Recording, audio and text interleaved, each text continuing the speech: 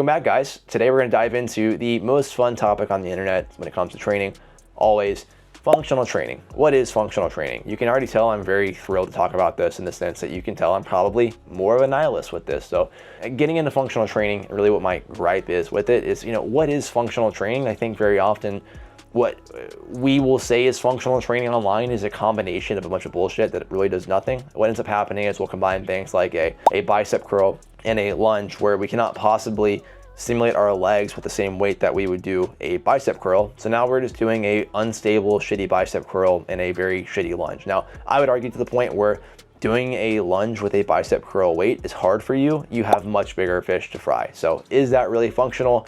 Some could argue yes. I would argue that we're making both these exercises worse by the combination of the things. So as a general rule, what is functional training? Or really, what is shitty functional training?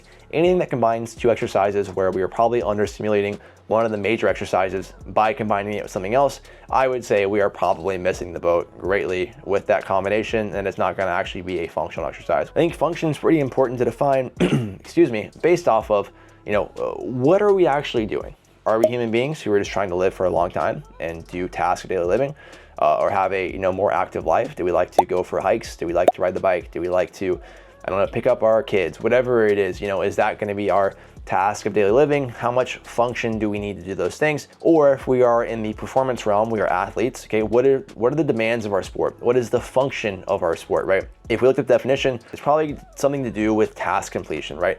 Or the sum of moving parts that are helping us complete a task. So when it comes to breaking that down and looking at function for humans, again, it's going to be probably something to do with gait cycle. How well do we walk? Walking is pretty important for almost every human being. Do we have some sort of hip function, right? Can we get hip internal rotation, hip flexion? Do we have some relative ability to decelerate our body and control our center of mass in space? Those are things that I'm looking at from a function standpoint. So to really dumb that down, probably do some things that are going to be more split stance in nature or more single leg. So we are going to be, kind of mimicking the positions of gait cycle to some degree. We have the ability to stabilize ourselves so we can resist force in space with a limited base of support. That's probably pretty important for function. Also, let's just look at getting strong. I don't know where we got this idea in boomer fitness where intrinsic foot strength is the most important thing for longevity. Bull fucking shit. It's probably pretty correlated with things like foot strength and grip strength. And don't get me wrong, there's probably some discrepancy here, but most people, if you are strong as shit in the gym, you're probably gonna have strong feet and strong hands. If we look at, the average boomer on the street, they're probably weak because they're weak, right? Their grip strength is weak because they are weak. Their foot strength is weak because they are weak.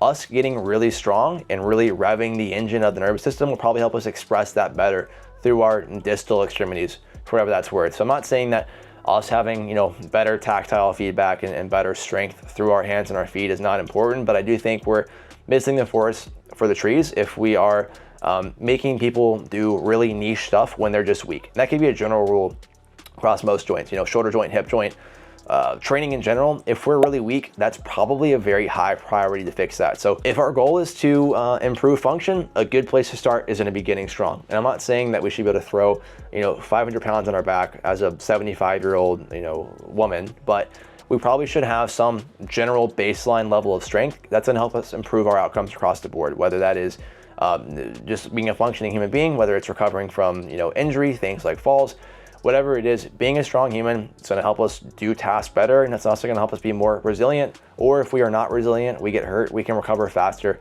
because of our baseline level of strength. So to kind of recap, some baseline level of movement quality. So I kind of mentioned split squats or more single leg stuff specifically, and I hate the notion that if we're going to train functionally, everything should be single arm or single leg.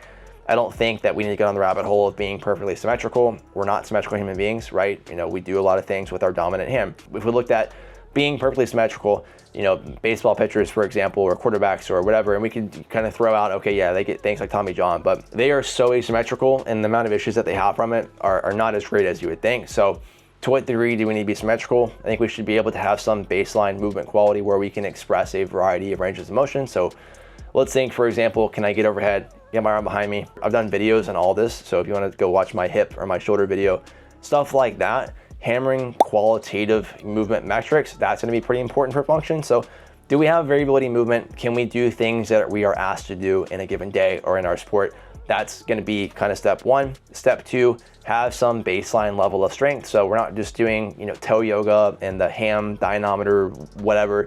We're doing things that actually get us strong. So that's going to be a priority. So movement quality, strength. And then honestly, after that, sure, we could get a bit more specific for, the human and what their favorite hobbies are, or the sport and what the sport actually is. But I think functional training is really as simple as that.